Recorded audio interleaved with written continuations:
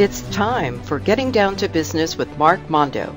This new show discusses trends, technology, and tactics to help the listener learn more about improving sales, saving money, and fulfilling a personal mission through entrepreneurship. Today, we'll interview Allyne Agrest of Amazing Estate Sales out of Vernon Hills, Illinois.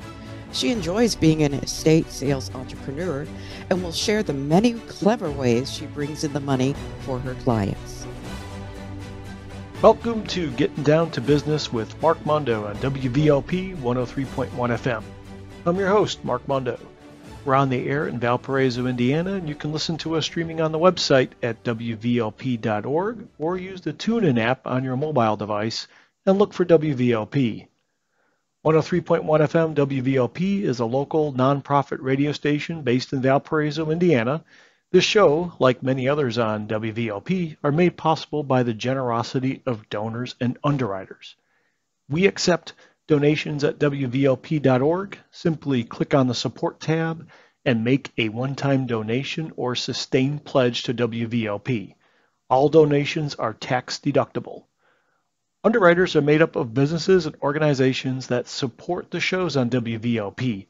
Getting Down to Business with Mark Mondo would like to thank Homes by Hortensia, a Coldwell Banker affiliate in Porter County, Indiana, for their support. Homes by Hortensia has served the region's residential real estate needs in Indiana for over 12 years. Contact Hortensia Moreno at 219-249-5118 or visit homesbyhortensia.com. Homes by Hortensia, habla español. Welcome to the show. In case you're a new listener, here's my backstory. I've been a consultant for small businesses for the last 25 years, helping small businesses implement customer relationship management software, otherwise known as a CRM system, where I learn their business processes and customize the software to help them become more efficient in sales, marketing, or customer service. However, there is much more to becoming a success in business than just having a good CRM. That's why I bring on guests to tell their stories and share tips on either technology, tactics, or trends they use to become successful. So let's get into it and introduce everyone here today. To my side is the producer. She's the star soprano, and she's my wife, Mrs. Cynthia Zimmerman. Hello, hello. And let's introduce our guest, Allyne Agrest. During COVID, she got bored, like we all kind of did, and wanted to work instead. She loves working at estate sales to meet a lot of people and get to know them by name. She worked for 4 other estate sales companies and didn't like what they did for their clients. So she won the business by herself, got a credit card reader, proper insurance for her clients, and became an LLC. She's driven to help her clients, and for her, estate sales is fun and no longer feels like a job. Welcome. Thank you. All right. Well, during our pre-production meeting, Allyne shared her backstory about why she started this business. She stated to the effect of, well, everyone else is doing it wrong. And my mind rushed immediately to an uh-oh moment where Allyne runs everything by herself and has no systems in place. Then she'll burn out or cannot relax with everything on her shoulders. Why is she doing this? This is what's going in my mind, by the way, Allyne. Okay. I didn't express any of this, but Yeah. that's what goes in my head. So enjoy that. In about 30 seconds, I listened further and stood corrected. Allyne will share her story about how she's built a business that she enjoys beyond the ledger while having systems in place to help her out. What impressed me the most during the pre-production meeting is the emotional intelligence she brings to solve problems versus my go-to tactic, which is to just throw technology at a problem and hope that it sticks. So here we are. All right, Allyne. Okay. How did you get here? How did I get here? Yes. Well, like I said, I worked for 4 companies and I didn't like what they were doing. And so I said I could do it way better and help the, new clients that I could get. And I try to market myself everywhere.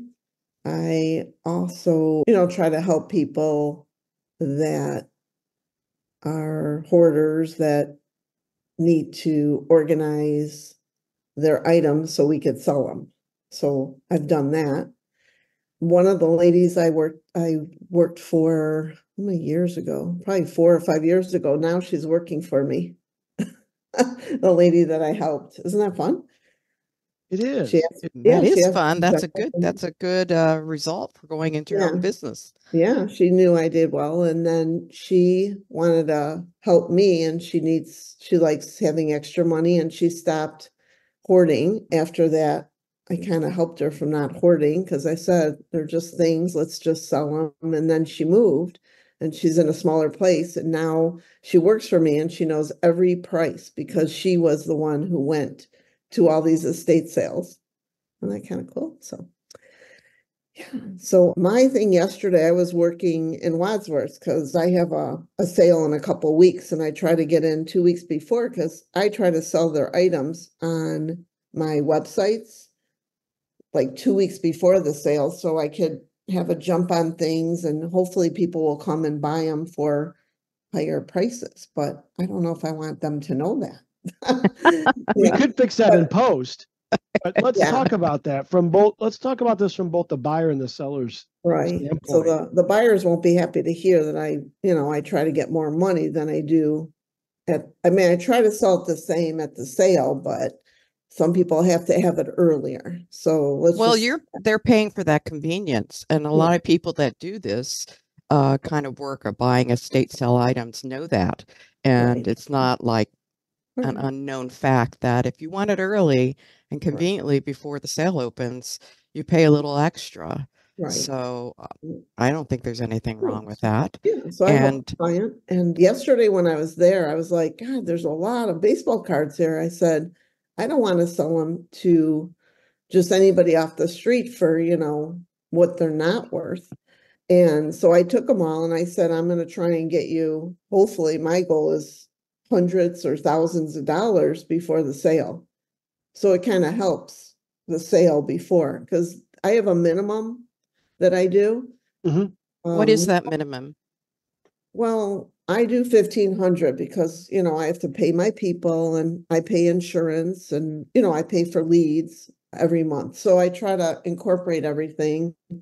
And that's like my goal for us to make money. And so, I have to clear, I figured about $3,800 in the house. And most of my house has been 5,000 to 10,000, minimum, I should say. I would So, think you being that successful is due to just your experience, and also you must have a lot of great contacts from your previous jobs for things like I'm talking about contacts like people that are specialists in their field of items. Can you explain that more? right. So when I had my sales, I always met people and they gave me their business cards. They have a store in Logan Square and they only buy mid-century furniture. So boom, their name and number, and I know them by names now, and they'll come to my sale on Sunday if I don't sell that mid-century item for a lot of money. So I always have a backup plan, Hmm. is what I try to do. So I could, move all the items so the people come home and see everything's gone. And so a lot of people I met, guys that are buying stereo equipment, I see them every sale and I go, wow, why don't I just call you ahead of time and see if you want to buy it earlier? I may need a hookup with that. This may make the cutting room floor. I'm not sure if they'll make the story in the final show, Keep it but short. Keep it short. I'm Sorry. trying. I have my first object I bought out of college was a stereo amplifier, a Pioneer, Okay. and it finally went out after 30 years. Oh, So I may look for a stereo amplifier, old school 90s. okay. I can let you know. I got a connection now. I You just got a thought of that. That was connection not. now. This was not in the show notes, by the way. Right. So, I got a but Marantz. You like Marantz? sure. Yeah. Okay. I get those a lot. All right. So I bet you get a lot of jewelry too. Oh, I Is have it 1,000 pieces this weekend wow. wait, what? and 1,000 pieces. So what I did was I put them all myself in baggies. I priced each one. I have a sheet that I'm typing up saying you cannot take the jewelry, and if you're buying the jewelry, you have to leave it with us, with the cashiers. I'm going to do that because they could really pocket it when they walk away. Right. I would think, yeah. Yeah, and I have a lot of people watching, so I don't want that stuff stolen. But right. How much jewelry is left? I'm just kind of intellectually curious. And I when I was putting the show notes together, I didn't want to go down a negative route about how much do people have and can you take it with you and those philosophical questions. But now I get provoked with that again. Like, how much do people leave? How do people attach their sense of well-being to material possessions? They don't want it anymore when they get older because they're not going to wear funky jewelry because they're older maybe, or they just don't have the space. A lot of them are downsizing. So that's what I find. I saw a lady the other day in Northbrook and I go, wow, what a cool idea. You have a coat rack filled with purses. I said, are you selling any of those purses? She says, no, I want to take them all with me. I said, okay, I hope you have room. But that's how they think, if that gives you an idea. So, yeah.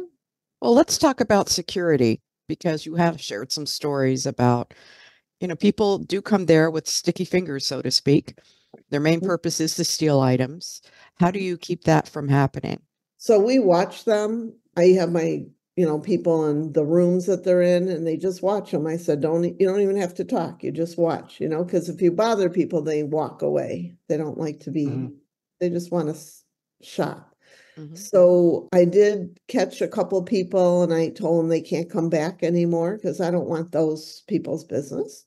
They have to learn that they can't get away with it, especially at mine.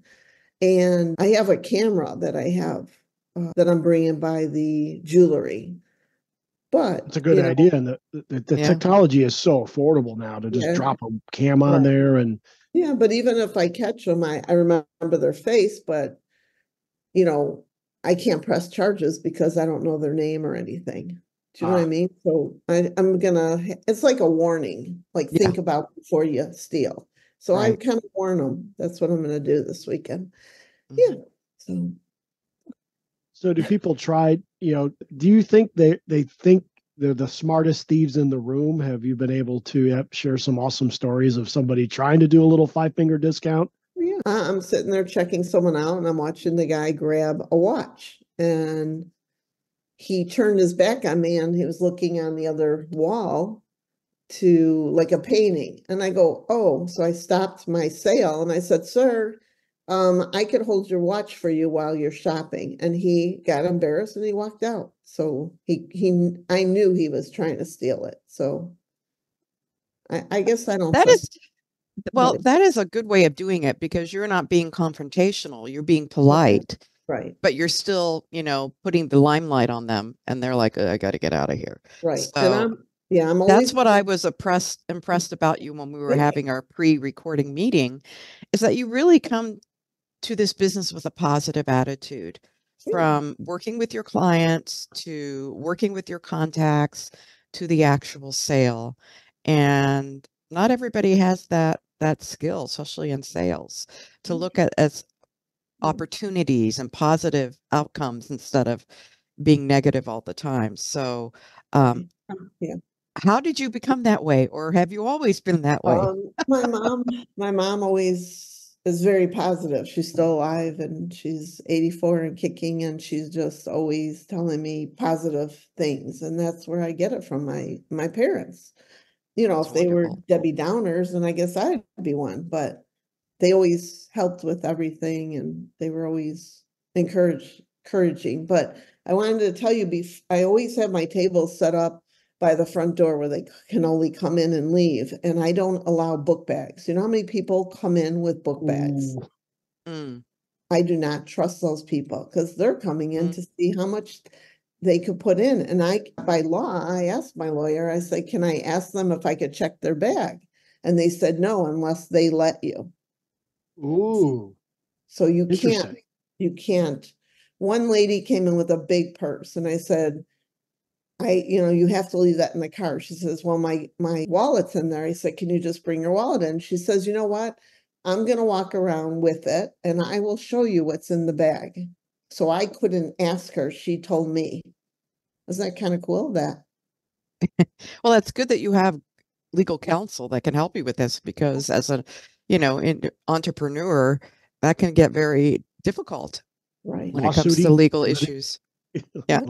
Litigation, anyone? Yeah. So Nice. why don't you share with us the various avenues of how you get referrals and advertise for your business? So I pay in every month to estatesales.net, and it helps my business with leads. I get tons of leads and I go after the leads right away. As soon as I get the text, I'll call people, I'll email them. No matter what I'm doing, I'll do it. And then I follow through with them, and they're getting hits by 30, 40 of us. So it just depends on who. I guess I'm good at selling myself. So I usually get a lot of the business that way. And then I have a lot of realtor friends. I've met realtors that I'll bring like candy to their office and let them know that, I'm in business and I can help them. And I build a rapport with them. And I just, like I said, I put my business cards everywhere, in bathrooms, everywhere. Well, that's right. That's how we met you. We were at a networking event and you stopped by our table and gave us your business card, and we said, great, let's hook up for the show. So and every avenue, not just social media, every avenue is important to an entrepreneur for advertising. Yeah. Do you still use yard signs? I see a lot of those. Tons of those, yeah. But those are during the estate sales. So that's how I did one in Wakanda a month ago, and I had probably 20 signs. The lady who saw them, I'm doing her estate sale this weekend. So I would have never got it if she didn't see my hot pink sign. That's great. And I put, the times were open because we don't want them coming after the sale or early. That my phone number's there. One lady called me. She goes, I'm at Dunkin' and I don't know where you are. She didn't want to follow the sign. So I gave her the address. She GPSed it and she came. And one lady came in and also said she had a complaint because she drove 5 miles to get there. And I said, okay, so what's your complaint? And she goes, oh, that's fine. So talk about the radius of people. How far will they go to drive a bargain on average? This world's a little different to me. I think if you hook me up with the stereo amplifier, it'll probably be the first thing I've ever bought in a estate sale. Oh, okay. Yeah. So, I mean, if I could do, I've done them like right off the highway, and people are like, wow, I just saw a sign. And then they keep driving, they see another sign that gets them to come. If they have nothing to do, or if one lady said she was going to Walmart and she's like, I needed something and I figure I'll go to an estate sale and get it for less. And she did. So that was good.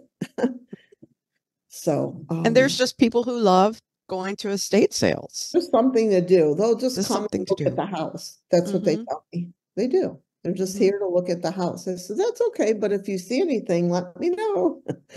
They usually wind up buying something. Now, you said at the beginning of the show that, one of your employees is a former employer who's also a hoarder. Are a lot of your past clients hoarders, and how do you help those people?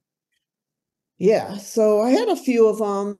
They tend to sit in one room because they can't walk in the rest of the house. And, I don't judge them. I don't feel sorry for them. I just come in. I said, hey, we're ready to, organize your house. And we don't clean, but we'll put everything on tables.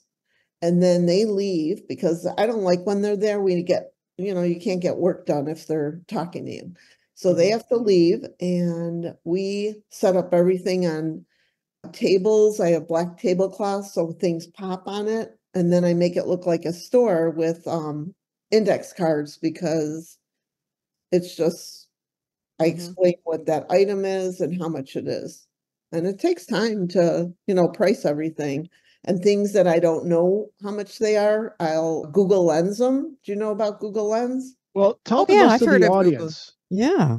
So you have an app on your phone. It's called, you put Google Lens and you click a picture, and the picture will say, this is how much it's selling on eBay, how much on Craigslist, everywhere.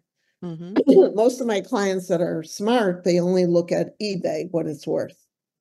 Because other Etsy and all that, they're always higher. So is a fair statement in the estate sale world, like 50% of retail, do you price stuff like 30%, 50%?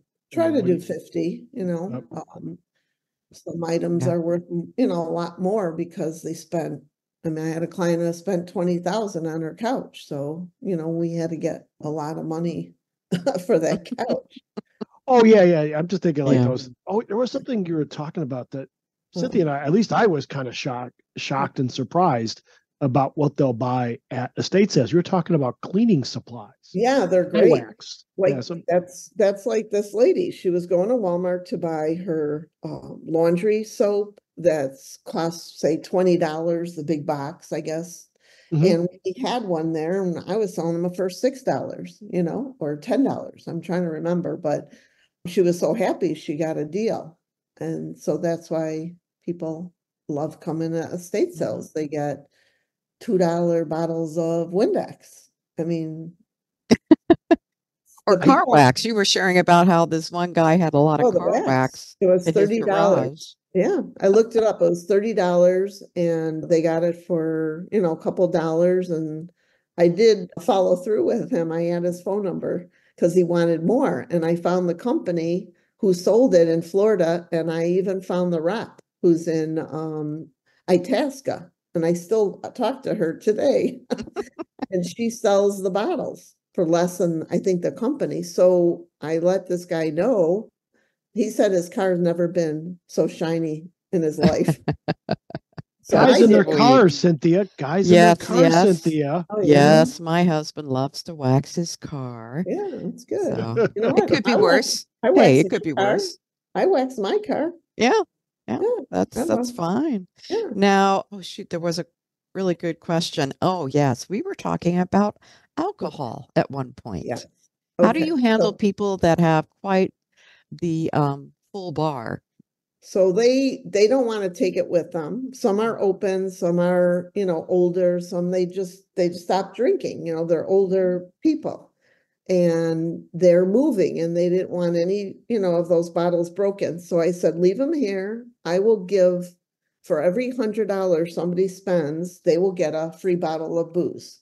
And it's so exciting because people run around and they can't wait to get that booze. And usually when they come in by my table, they pick out the booze before and I'll hold it for them knowing they're going to spend $100. How do you like that? That is a really great idea. I would not have thought you could do that, that would be successful. But hey, free booze. A lot of people love free booze. Everybody wins with free booze. Right. But you can't, some companies are selling them and it's illegal. Ask any, any lawyer, anybody, if somebody drinks while they leave in the car and they kill somebody, they're going to sue you and you're going to lose everything. So I don't want to take those chances. So obviously you're not licensed to serve it, but you are taking the extra caution, like, hey, look, I'm not even going to sell it. I don't want to be on the tax revenue issues. I just, no. Right. Just a hard no. Yeah, it's not worth it in the long run. I like the fact that you've done all the research, and on top of that, you refer to your legal advisor so that you're on the up and up. And I was very impressed by that. Oh, thank you. I just asked my insurance lady, I said, I'm been paying insurance. I said, I don't mind having it. I want to feel protected. But I said, if somebody, takes a dresser down and they hit the wall, am I insured? It was just like a question. I'm curious. And they said, no, you only have liability if somebody gets hurt in the house or outside of the house.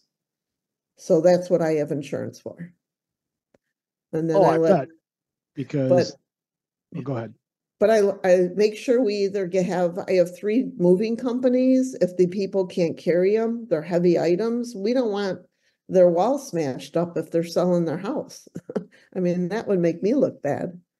So I try to get professional movers for them and they have to pay.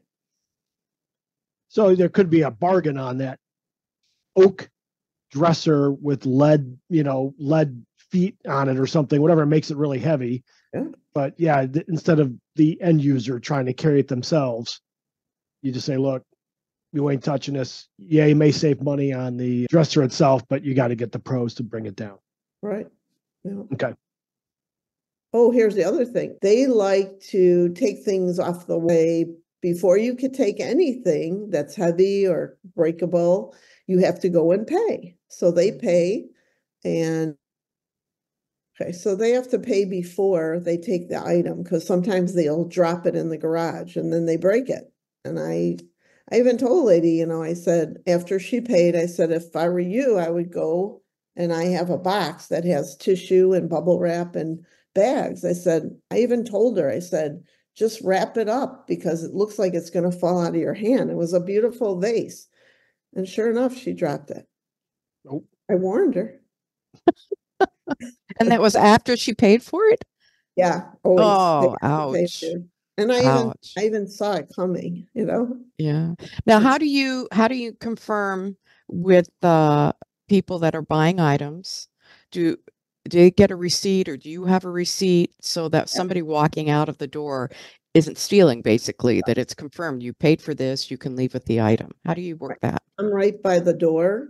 So I watch, everybody that comes through, but the ones in the garage, my person will write out a receipt. They come in, they pay, then I initial it with paid.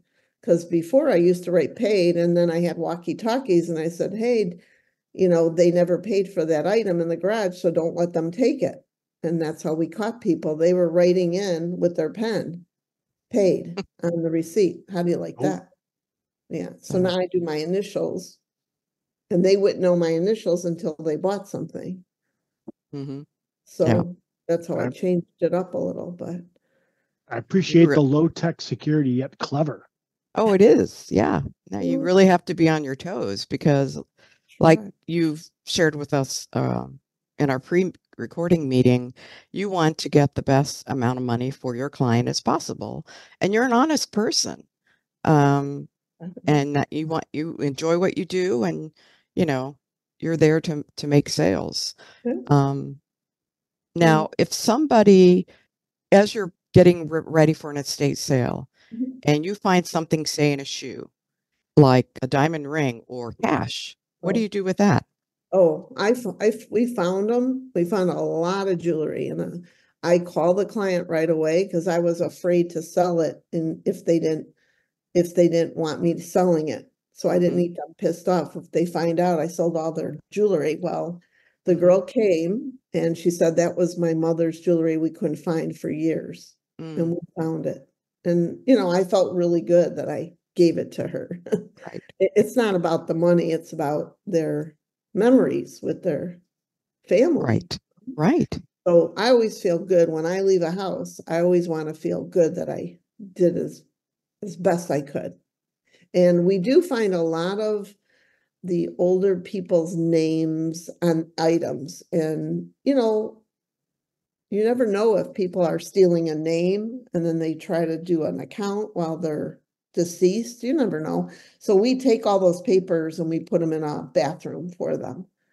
Let's see, what else did we find? Oh, next to bedrooms, master bedrooms, the deceased person who died and the kids didn't even know. When I meet them, I say, please open the drawer by the beds. I even tell them ahead of time. I said, pull it out, look underneath the dresser, and sure enough, there's an envelope full of money. There's always cash in there. I don't know how much. I just give them the envelope if they're not there, or I tell them before we even do the sale. Okay, we're going to go into break. We'll be right back. Before we get into the next segment, we wanted to let you know you're listening to Getting Down to Business with Mark Mondo on WVLP 103.1 FM, a community radio station out of Valparaiso, Indiana. Thanks for listening, and let's continue. And we're back from the station break.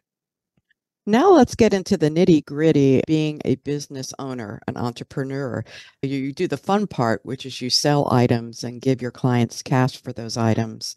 You help people clear a house that unfortunately their parents have died in or passed away in the hospital, and now they have to take care of the house and get it ready for sale.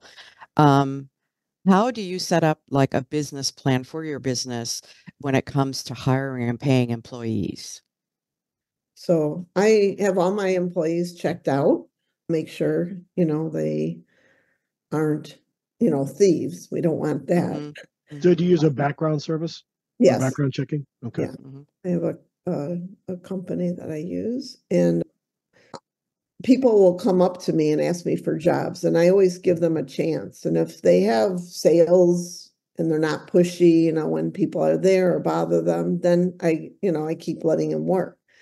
So, and then I don't like hiring friends or family because you don't want, any problems with them. I totally get that. Yeah. Oh, that's a whole nother show for a whole nother topic. Right. So I don't do that. And most companies out there lately, I heard, are charging up front for your service. Like they're saying, oh, you have to give us $800 first before we do your sale. I'm thinking, I'd rather work hard for their sales to make the money and prove to them how good we are. And what kind of is that $800 commission? like a? Oh, sorry. Yeah, go ahead. So is that $800 like a? Oh, yeah, it's covering their people is what they're doing. That's how they're paying their people. But I think it's wrong. Okay, so you don't have an upfront cost, and then once the sales have gone through, how do you divvy up the revenue? Once the sales, so for the client, we pay them in 5 days. Once the credit cards go through, I don't hold the money for 2 weeks. If it's in my bank, I just want to make them happy and give them their money in 5 days. Other companies wait 2 weeks, and I think that's wrong. What is the percentage of your commission? We do a 60-40 split. I give them 60% of their items, and 40% is everything that we do to set up. It costs money, to run a business. So that's right. Yeah. Well, you're talking about advertising and paying your employees and your lawyer and insurance. I keep paying for new signs of signs taken. There's just things, but yeah. Well, it's also that other IP that you have, that intellectual property. If I wouldn't know to sit there and have 3 or 4 people watching out to steal my stuff. Right. I mean, it's that extra IP, and you're also talking about the wisdom of how to sell stuff ahead of time, because you may already have buyers for stereo equipment, or you're talking. Didn't you sell a couple lions, by the way? Yeah, I sold live ones. Lions. Oh, that's a good story. Please share that with us. So they were made out of marble, and the client says we can't sell our house unless we sell these. They were $6,000 a piece. They wanted. They probably paid a lot more, but that's what we were selling them for. And I said, oh, give me a couple of weeks and I'll sell them for you. And I did everything by appointment only. So it was even harder to find the client. Sure enough, on a Sunday, I think it was Sunday at 3:00, somebody called and they said they want to just come by and see the lions outside. So they came and they pet them and they wanted them and they bought them. And they paid pet them. Yes. Yeah, they paid $10,000 for them. 2 of them. Wow. Because everybody wants huge pair of marble lions in their house, of course. It was for Can I have some? Cynthia, can I have some? No. Yeah, it was hard. I mean, they had a forklift and guys, getting it out because they're very heavy. But after that sale of the lions, they sold the house. So it was great.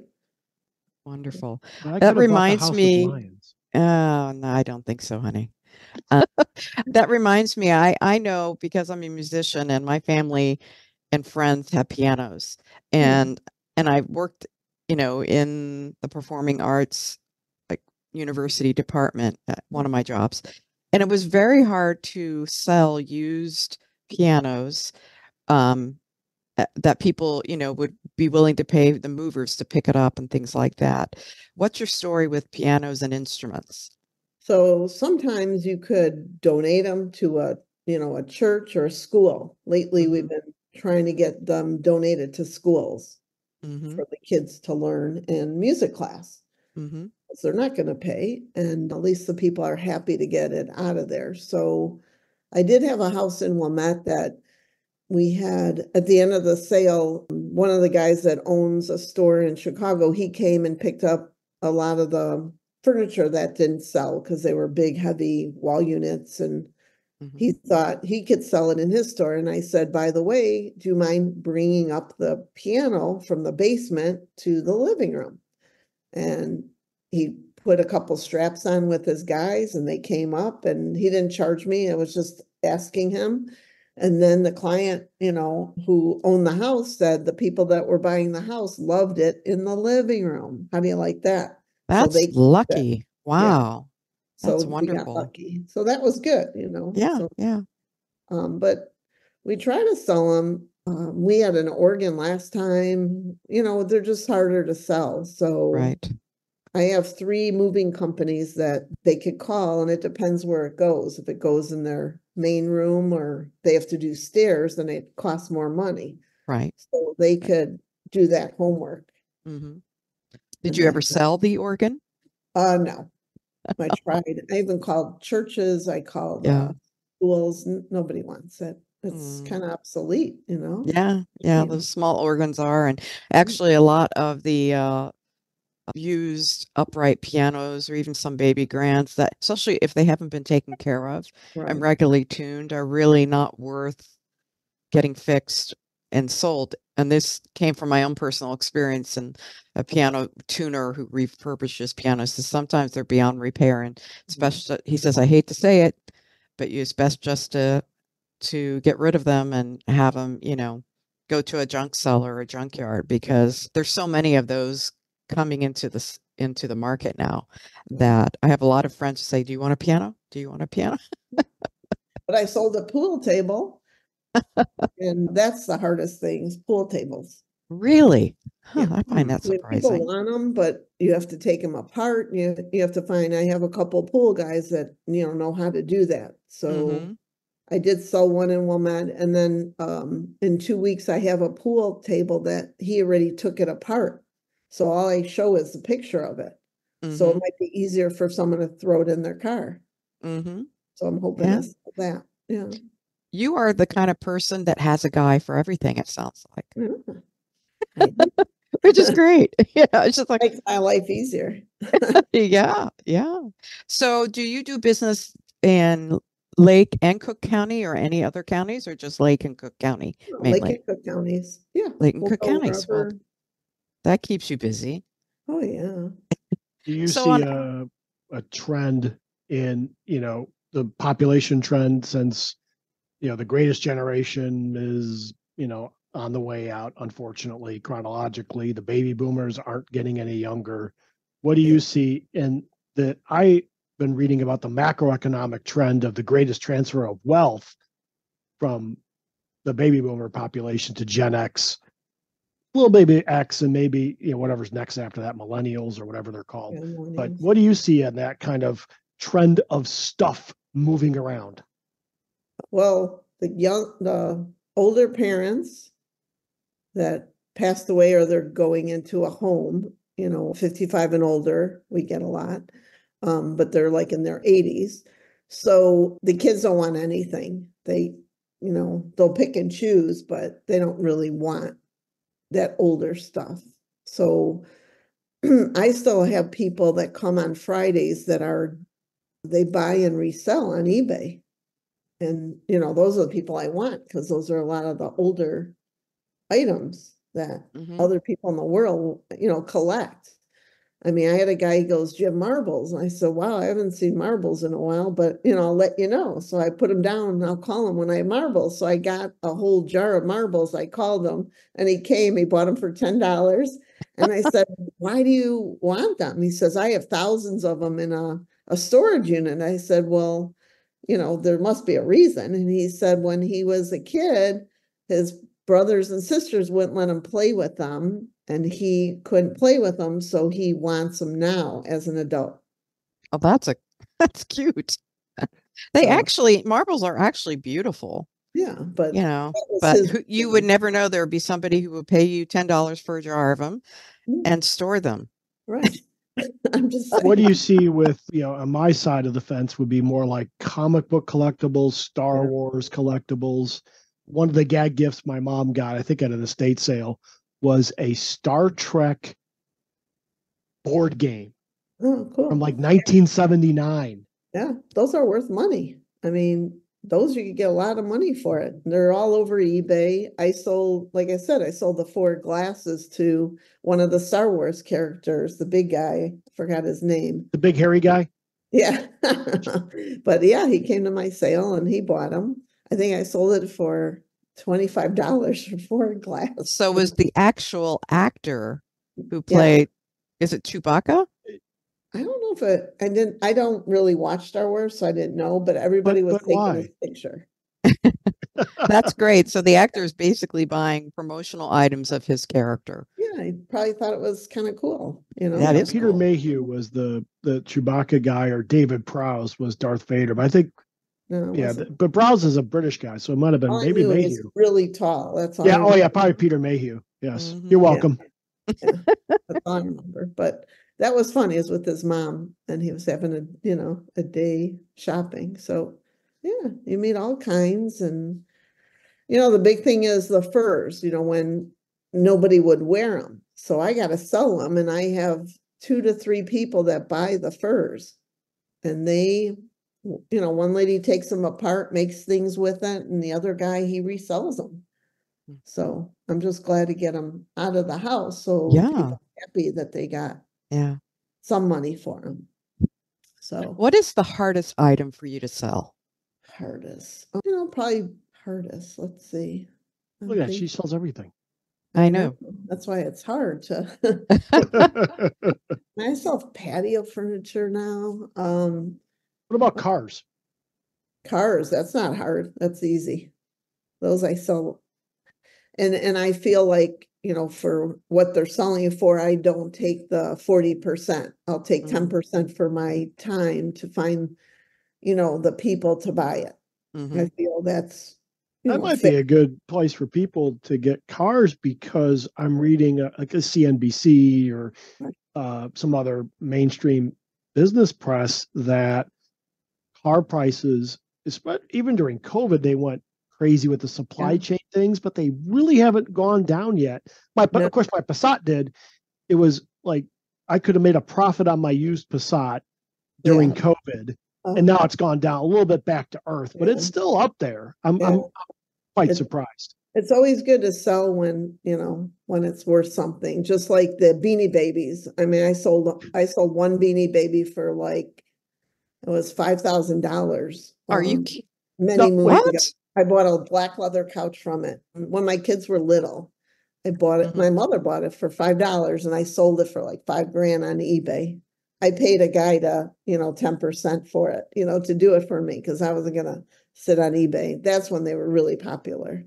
Oh, I was gonna say, whatever the fad, there's a fad or something. Everybody has to have it. That's when you sell. But I guess the heavy furniture, if they can't, wall units are probably the hardest, I would say. Okay. People don't have the space. And then with dining room tables, I say, take the leaves out. We take 2 leaves out, we make it smaller, and then they can visualize it in their house. If it's too big, they won't buy it. Right. It won't fit. But, it will fit if they want company. Do you know what I'm saying? So I sell the dining room tables, but so.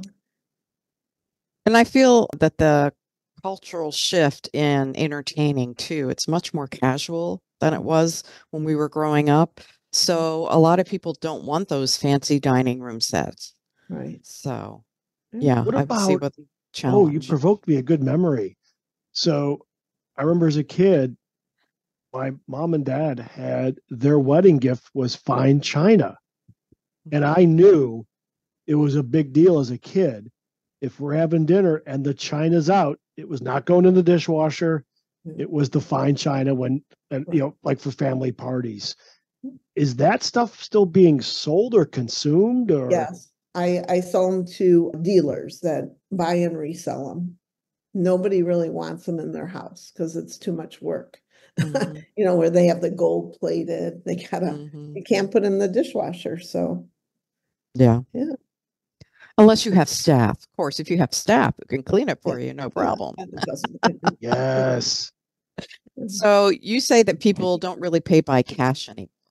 Yeah, they don't really carry cash. It's like, oh, I don't want to go to the bank. And I said, you don't have to go, you could do Zelle. And then they go to their, account and they set up Zelle. I wait for them and then they buy it. But Zelle is so easy and it's the safest. I won't take Venmo because it's a third party. So you don't want to take Venmo. You got to learn from certain accounts. And then through Chase Bank, I was having a couple glitches on the credit card machine, just not working right or whatever. And, they must have got a lot of calls from me and other business companies. And now I was in the bank the other day and they're like, we're giving you a free one. We're just replacing that and you throw it out. So I'm waiting in 7 days to get a new one and it'll be more updated and probably easier. So I'm excited about that. Well, and of course you get more sales when people use credit cards. So yeah, they do. That's why I have it. And there's a 3.5% charge because that's what the banks are charging. And people like to take their little debit cards and go beep, you know how it beeps. Yeah. Doesn't that tie into our previous guest with last week's show, Mark? Yes, it does. This is we actually are coincidentally tying two episodes together. So, Allyne, we had my friend on, Chandra Sperry, over at Card Systems out of Cape Coral, Florida, and she is seeing the trend of pushing back those card fees, especially in a business to consumer environment. Are you pushing back the 3.5%? So in other words, if I buy $100 worth of stuff from you, are you charging me $103.50? I have to, because that's what the bank's charging me. Why should I pay for it? It's not what I want, Yep, that's exactly what she said is happening. Yeah, no, I understand that. But and consumers understand it. It's been in the system now for so long. People aren't always balking at, well, why should I have to cover the fee? Right. Paying for a convenience. Right. Nobody says, and I always have the information behind me, how to do Zelle, how to do this. The more you could show people, the better. They don't have to ask because they always feel funny or, I don't want to always harp on the 3.5. It says on the paper. So it's better that way in writing. Are you protecting yourself? Let's say if I use a Chase card or I use my credit card, how are you protecting yourself from chargebacks? So they sign my paperwork and that's my proof that they bought it. So, it's their signature. Their word is their bond. Right. Their signature is their bond. It's just like if you sign a contract, that's your.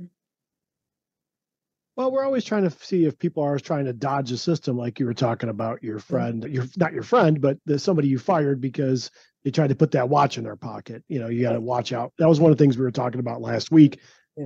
Cynthia and I kind of had a little take back because we didn't know how people were clever in embezzlement or thievery. Like if you run the card machine yourself, right? You don't have anybody else running the card machine? No, yeah. Because one of the things they were talking about was, let's say I'm running a restaurant, but I can't be there 24/7. My manager, all of a sudden, the general manager, all of a sudden does chargebacks all the time, or, oh, that meal was bad for you, so let me give you a credit for that. Yeah. So I was kind of curious on how you're protecting yourself on that front. I mean, like I said, it goes in my bank about 3 to 4 days, and then I pay them. I've been sending them Zelle, because they don't want checks in the mail because people are doing stuff with the checks in the mail. Yeah, check washing. Yeah, Right. that's crazy. Yeah, I think checks are, at least in a consumer level, I don't think you would take a check at an estate sale. I never would. No. They always bounce. Yeah. It's gonna bounce, and they've bounced on you. So Right. Yeah. This has really been very enjoyable because I don't go to estate sales really ever at all, but when I do happen to have some time and just am curious, it's really fun. So I'm so glad to speak with somebody who actually does it. It's their business and are successful and really enjoy doing it. It's just been a pleasure talking to you. I can't wait to do it tomorrow. So Well, come and see me. you have I have some, like, sometimes Walmart bags or leftover bags from, grocery shop, Woodman's. I go, oh, thank you for shopping at Walmart. And I just get a laugh out of them. And that's like a good thing when they leave, Right. That's what they remember. They go, oh, I want to go back there. Yeah, you have them leaving with a smile and a good experience.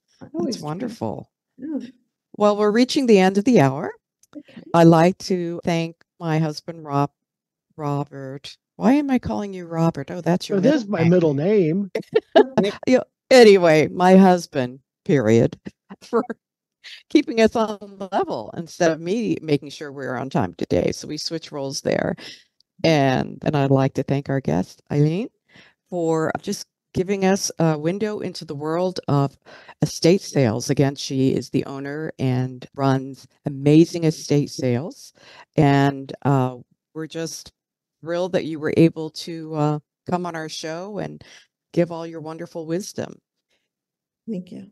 You're welcome. If you've missed some of the show today, you can listen to the replay on Thursday at 1 p.m. Central Time on WVLP 103.1 FM or live stream at www.vlp.org. And we store the past shows on Mark's website at www.mondocrm.com/podcast. Or you can listen to the podcast on your favorite app at any time. We're listed in the major podcast applications. Just search for Mark Mondo and the show will come up. And you can subscribe to the show for the latest updates. And the show is now on YouTube. Just search for MondoCRM or Getting Down to Business with Mark Mondo, and the episodes will come up on your YouTube feed. Thank you very much for spending time with us today, and we look forward to you joining us again next week.